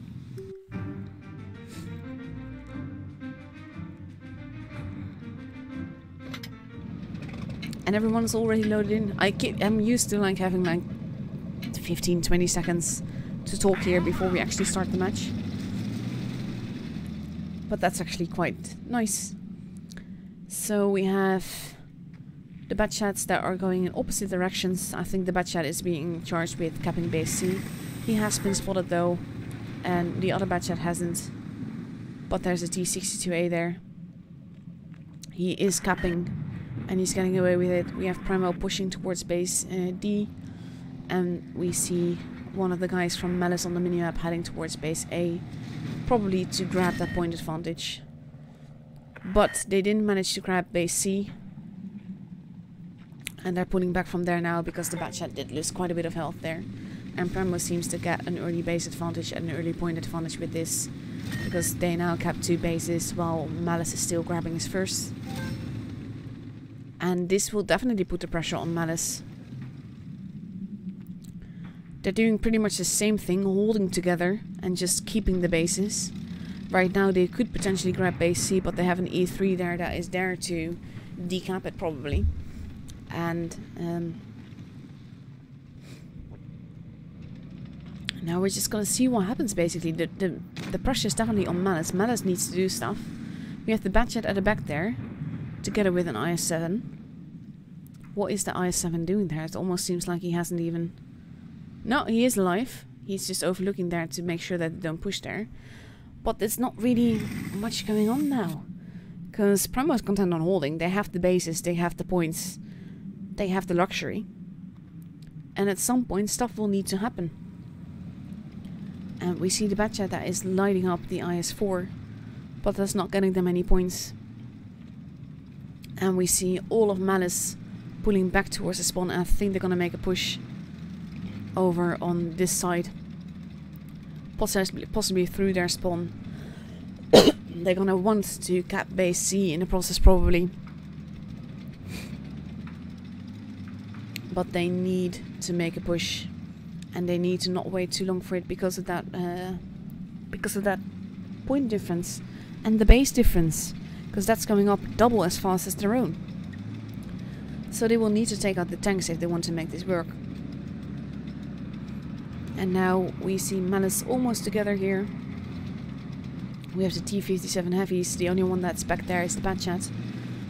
And now they're making a push. They have been spotted.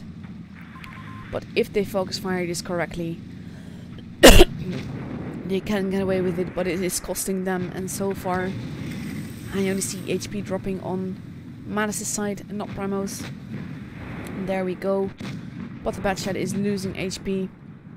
They will need to steal the bases if they want to make this work. They will need to focus fire, call targets, make it all happen exactly perfectly. But this is not looking good. They are bleeding HP. The IS-4 is gone. And now everyone is there. They are capping the bases, and I think they should have pushed more together. Because now they've lost a lot of HP. And Malice has already lost 2 tanks. This is going in Primo's direction more and more. especially now that the T-57 heavies are reloading, and it's taking too long for the IS-7 to get there. And just look at this, it's a full-out brawl, and it's not a brawl that is working out in Malice's favor. This is definitely looking to go to Premo, this game. Especially since it's now 5 guns, well 4 guns versus 3. But one of them is a mouse, and the 113s and the IS-4s, they're focus firing. The Batchat is not gonna live long. One of the Batchat is a one-shot, he needs to run. The other one just died. And now it's 4 versus 2 and they're very low health. There goes the IS-7. And now all we had left was this Batchat that didn't make it.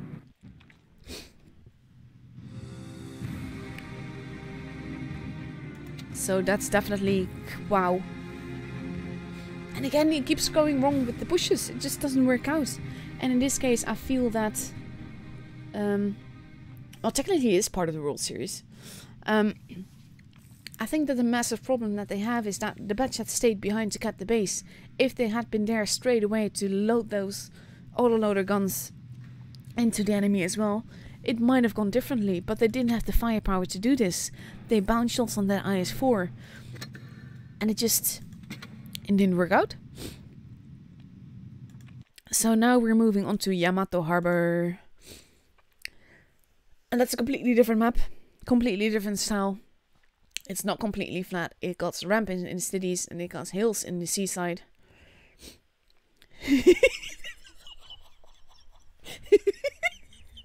Sorry. Dan, just, you see it in the chat, in the stream now as well, just posted my favorite quote from Monty Python ever. The only thing that's missing is the beginning, which is, I fart in your general direction. But yeah, thank you for that, Dan. So we have 30 seconds left, so I'm actually not going to focus on this anymore. I already talked about this map before a little bit. And we're going to see what happens soon. We have Pincer with 3 T-57 heavies again, 2 Batchats, a mouse, and another Batchat, 3 Batchats actually. That's a lot of speed, a lot of firepower, a lot of autoloaders too. And on the other side we see 2 IS-4s, an STB, a mouse, 2 113s and another mouse. So that's quite a bit of more armor. Not a lot of firepower, to be honest. Not as in no TDs and stuff.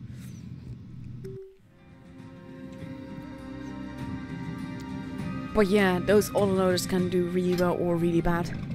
And that's everything to do with how many shots you pen. And how much focus fire you have. Let's get this show on the road.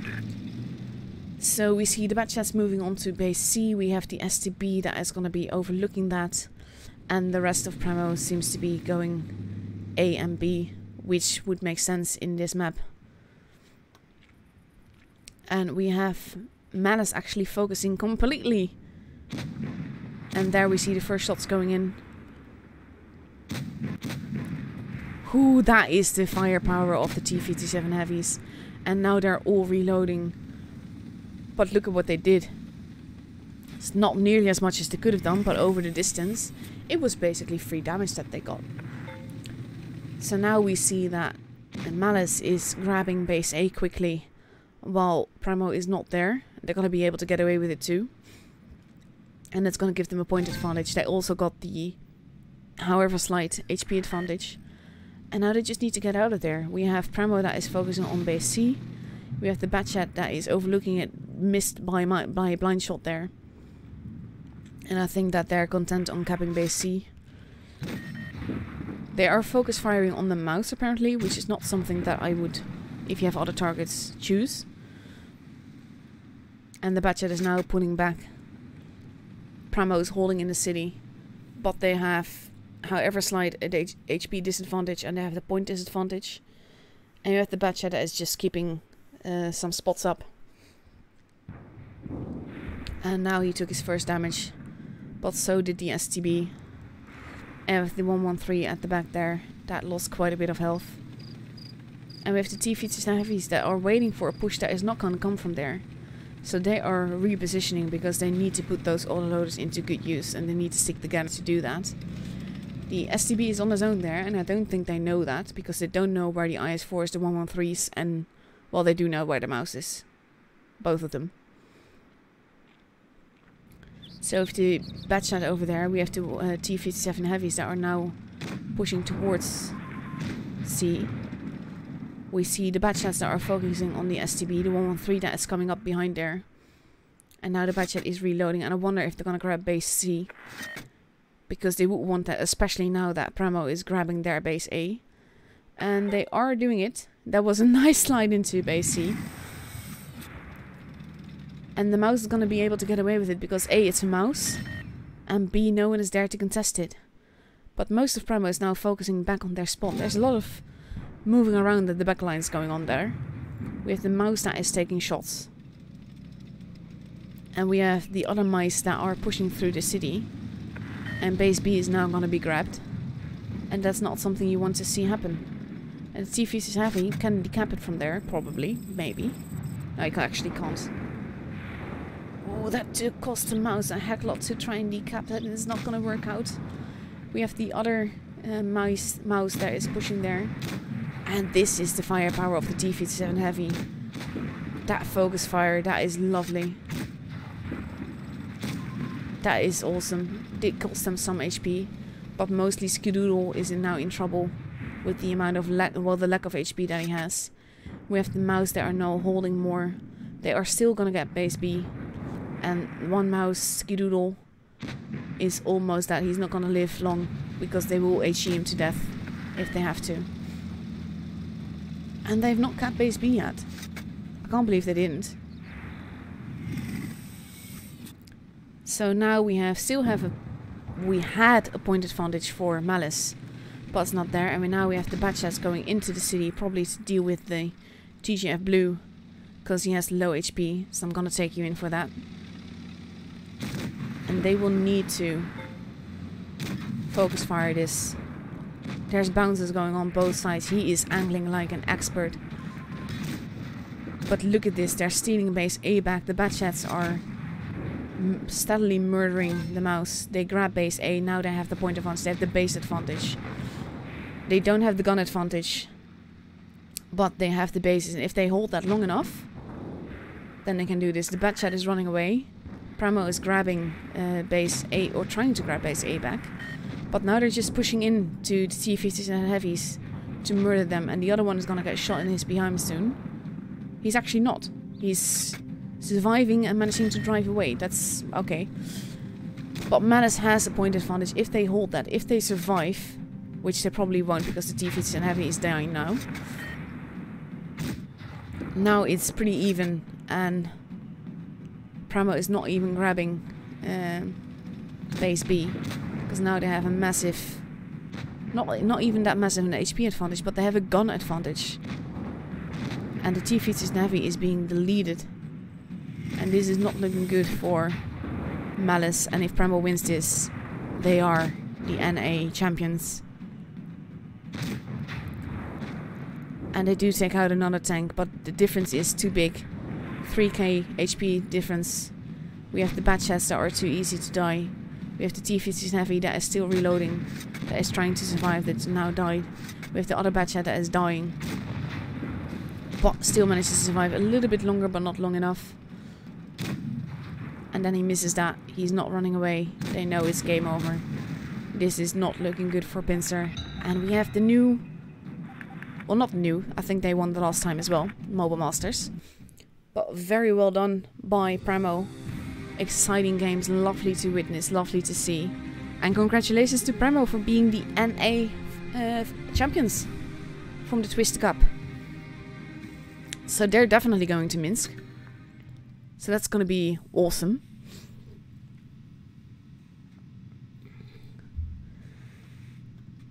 So that's basically it. Those were the games for tonight. And the next matchup that we see will actually happen in Minsk.